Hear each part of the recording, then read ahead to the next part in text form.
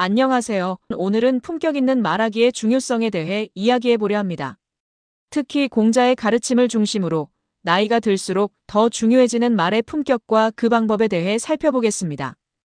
우리가 나이가 들수록 말은 단순히 정보를 전달하는 것을 넘어 우리의 인격과 삶의 태도를 보여주는 중요한 역할을 하게 됩니다.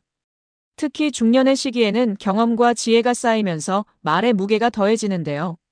이때 말의 품격은 인간관계와 사회적 신뢰를 형성하는 데 큰 영향을 미칩니다. 예를 들어 직장에서 후배나 동료와의 대화에서도 단순히 업무를 전달하는 것을 넘어 진심이 담긴 격려와 배려를 표현할 때 상대방에게 깊은 인상을 남길 수 있습니다. 이는 가족이나 친구와의 대화에서도 마찬가지입니다. 진정성 있는 말은 긍정적인 관계를 형성하고 나아가 나 자신도 건강한 인간관계를 유지할 수 있게 합니다. 덕불고 필유린. 공자의 가르침 중 덕불고 필유린은 덕이 있는 사람은 외롭지 않다. 반드시 이웃이 있다는 의미입니다. 이는 진정성 있고 품격 있는 말을 하는 사람은 자연스럽게 좋은 사람들이 곁에 모인다는 뜻인데요. 중년의 말은 단순히 화려한 언변이 아닌 진심이 담긴 말이어야 합니다. 진정성과 배려가 담긴 말은 주변 사람들에게 위로와 힘을 줄 수 있습니다. 예를 들어 친구가 힘든 상황에 처했을 때 힘내 라는 형식적인 말보다는 내가 도울 수 있는 게 있을까? 라고 진심 어린 관심을 표현하는 것이 훨씬 더 따뜻하게 느껴지겠죠. 품격 있는 말을 하려면 먼저 상대방의 상황을 진심으로 이해하고 그 감정에 공감하는 태도가 필요합니다. 또한 단어 선택에서도 부정적이거나 날카로운 표현을 피하고 긍정적이고 부드러운 말씨를 사용해야 합니다. 군자용 누러언 이민어행. 다음으로 군자용 누러언 이민어행이라는 공자의 가르침을 살펴볼까요? 이는 군자는 말은 더디하되 행동은 민첩해야 한다는 뜻입니다. 중년의 나이에는 말보다 행동으로 진정성을 보여주는 것이 더 중요한 순간들이 많습니다. 우리가 종종 말로만 약속하고 실천하지 않는 사람을 볼 때 그 말의 무게는 가벼워지게 됩니다. 반면 말은 적더라도 행동으로 진심을 보여주는 사람은 주변 사람들에게 깊은 신뢰를 얻게 되죠. 예를 들어 가족이나 직장 동료에게 도와줄게 라고 말만 하고 실제로 행동하지 않는다면 그 말의 진정성은 의심받을 수 있습니다. 하지만 잠깐만 내가 도와줄게 라고 말하고 즉시 움직이는 사람은 그 말 자체가 힘을 가지게 됩니다. 말과 행동이 일치할 때 그 진정성은 더욱 빛을 발합니다. 진정한 신뢰는 말뿐만 아니라 실천을 통해 형성되기 때문이죠. 품격 있는 말하기는 결국 말과 행동의 일치를 통해 완성됩니다. 과언 불여 불언. 공자의 세 번째 가르침은 과언 불여 불언입니다. 이는 지나친 말은 하지 않는 것이 낫다는 뜻인데요. 말이 많다고 해서 항상 좋은 것은 아닙니다. 때로는 말을 줄이는 것이 더 큰 힘을 발휘할 때가 있습니다. 예를 들어 회의에서 다른 사람들이 말할 때마다 끼어들거나 불필요하게 장황한 설명을 덧붙이면 오히려 집중력을 흐트러뜨릴 수 있습니다. 공자는 말을 신중하게 하고 필요할 때만 말하는 것이 진정한 품격을 드러내는 길이라고 조언했습니다. 말을 줄인다는 것은 단순히 말을 아끼라는 뜻이 아닙니다. 필요한 말은 하되 핵심을 놓치지 않는 것이 중요합니다. 예를 들어 중요한 발표 자리에서 이 프로젝트의 핵심 목표는 고객 만족도를 20% 이상 높이는 것입니다. 라는 간결한 말이 장황한 설명보다 훨씬 효과적입니다. 품격 있는 말하기를 위해서는 먼저 상황을 잘 파악하고 나의 말이 정말 필요한지 고민해 보아야 합니다. 말을 아낄 때 말의 무게는 더욱 커지고 진정성도 전달될 수 있습니다. 때로는 침묵이 가장 강력한 메시지가 될 수 있다는 점을 기억해야 합니다. 언어이취. 공자의 네 번째 가르침은 언어이취입니다. 이는 말은 쉽게 받아들여질 수 있어야 한다는 뜻인데요.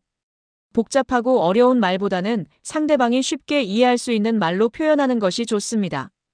예를 들어 친구에게 같이 점심 먹을래?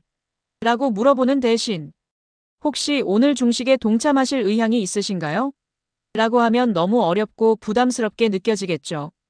이는 상대방이 부담을 느끼게 할 수 있으며 진정성이 전해지지 않을 수 있습니다. 공자는 상대방의 입장에서 생각하고 그들이 이해할 수 있는 수준과 표현을 사용하는 것이 배려와 소통의 기본이라고 했습니다. 품격 있는 말은 결코 화려하거나 어려운 말이 아니라 진심을 담아 누구나 이해할 수 있는 말이라는 점을 강조했습니다.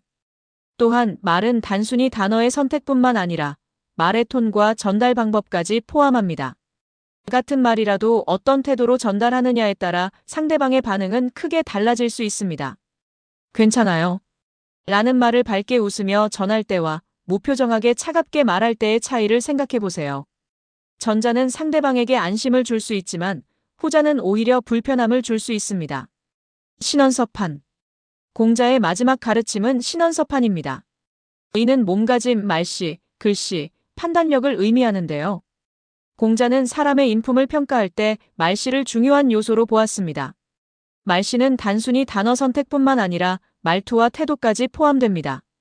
부드럽고 따뜻한 말씨는 상대방에게 신뢰를 주고 반대로 거칠고 무례한 말씨는 오해와 갈등을 불러일으킬 수 있습니다.